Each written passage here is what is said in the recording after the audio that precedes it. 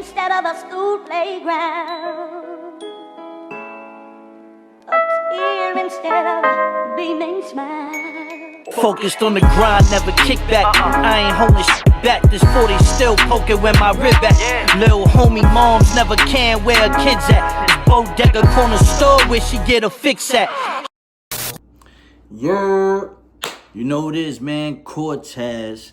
We in the building, full court press. Let me tell you, Happy New Year. Hope y'all had great holidays. Spent a lot of time. I didn't get to enjoy my holidays the way I wanted to because I was actually preparing for my return and my debut on Chrome for 2025. Let's get right into it, man. Read the room, Chrome23. Last night it took place in Elizabeth, New Jersey. Basically the backyard for Jersey and New York battle rappers. Shouts out to Remy. Shouts out to Easy. I think a lot of people slept on this card. I think a lot of people didn't really realize what they're doing with the trenches and Chrome23 and how they're branding their talent. You know, first off, I want to shout out to them. Because me and Misfit was talking about this. The problem a lot of leagues have when they're coming into the culture is they don't brand their own talent. They try to leech off the talent of other leagues such as URL. And, you know, the leagues might stay afloat because they're booking the talent.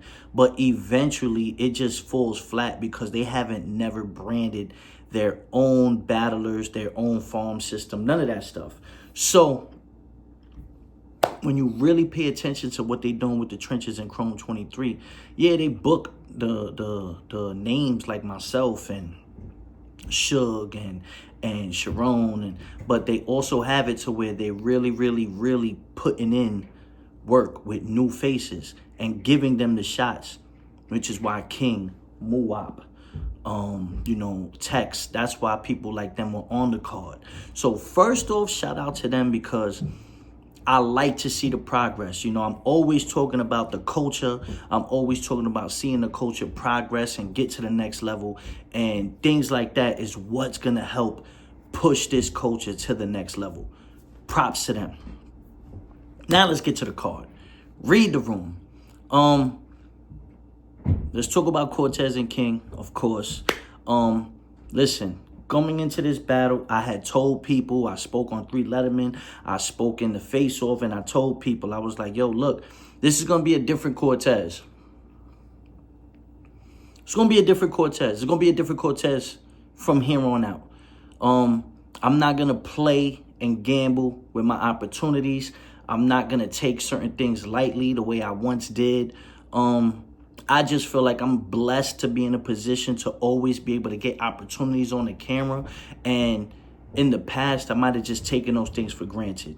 I had a lot of things going on. You know, we spoke about these things from my mom's situation to my son's situation, just life in general. And sometimes when life is lifing, the best of you just doesn't show, you know, like music had to be put on pause. Battle rap had to be put on pause. I really had to like recollect on what I had going on in my life. I had to start taking care of my health. I had to start taking care of my mental and battle those demons before I could start battling on stage again.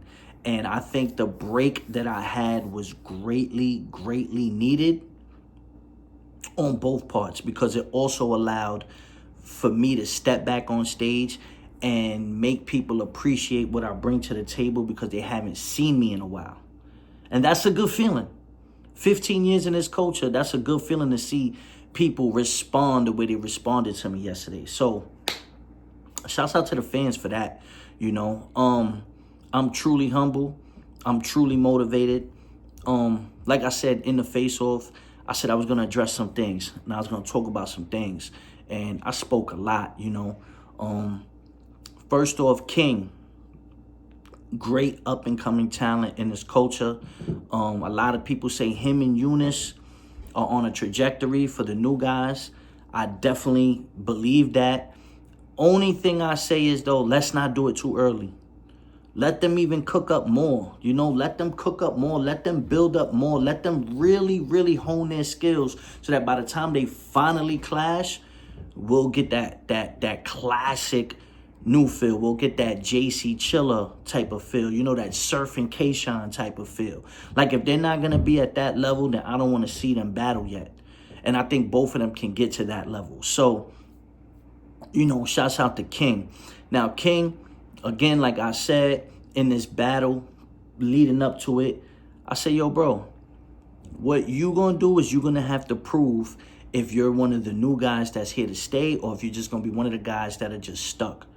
And stuck meaning like, yeah, your material's here, but there's gonna be no progression. There's gonna be no elevation. And I felt like this battle was going to teach him that one way or the other. And he did learn. I'm telling you, he learned, because I already could see it just from the conversations that we had when we got off stage.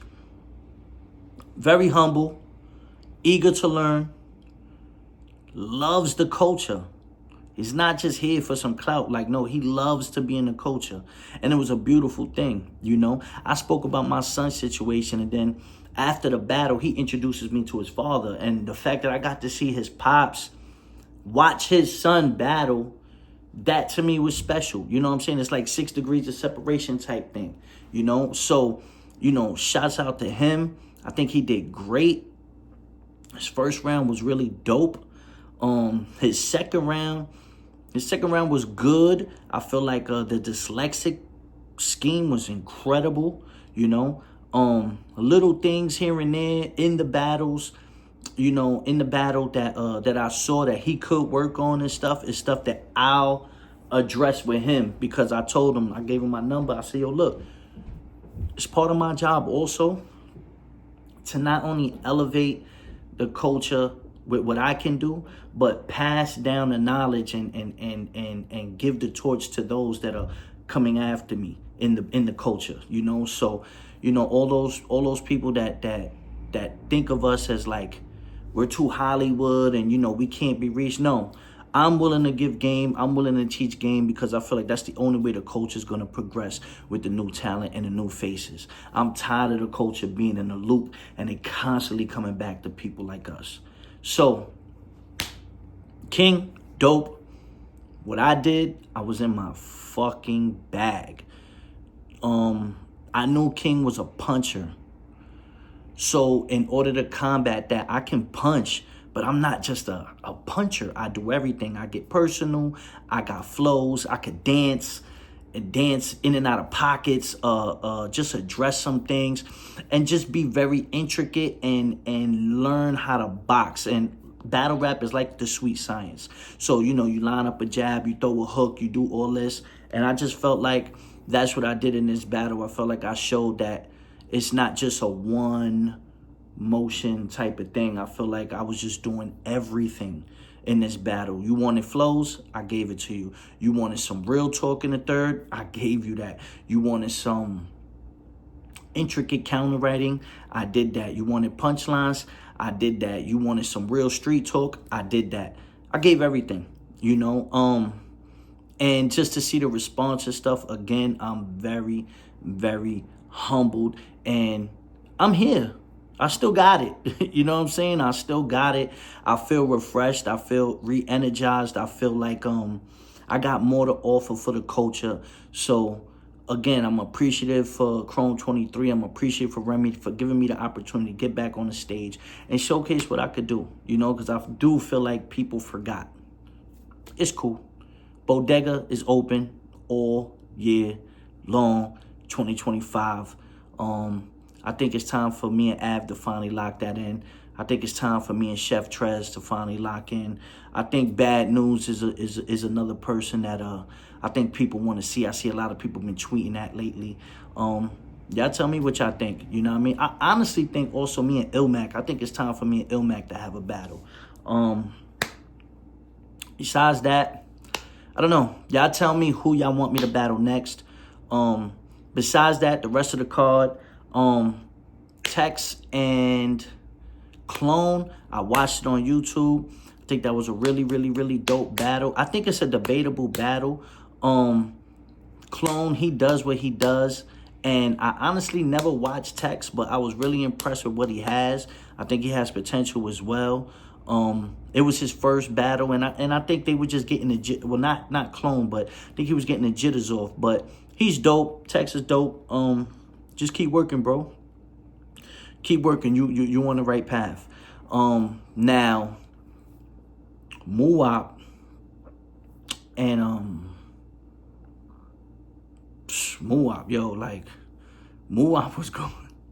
I fuck with Muop, yo. I told him that when he battled when he battled King. I'm like, yo, I like his content. You know what I'm saying? I really like his content. Now Mac Myron is Mac Myron. Mac Myron do what he do. You feel me? Like Mac really do what he do. He always got the slick punchlines and the swaggy lines or whatever.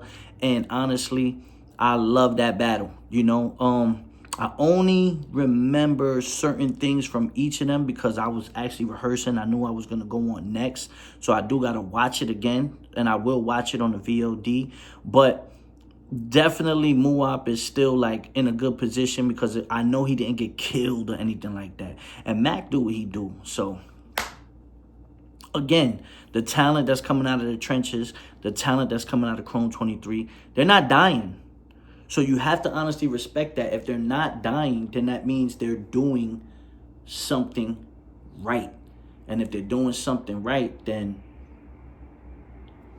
they got nothing but a bright future ahead of them. Chiron and Ill Will.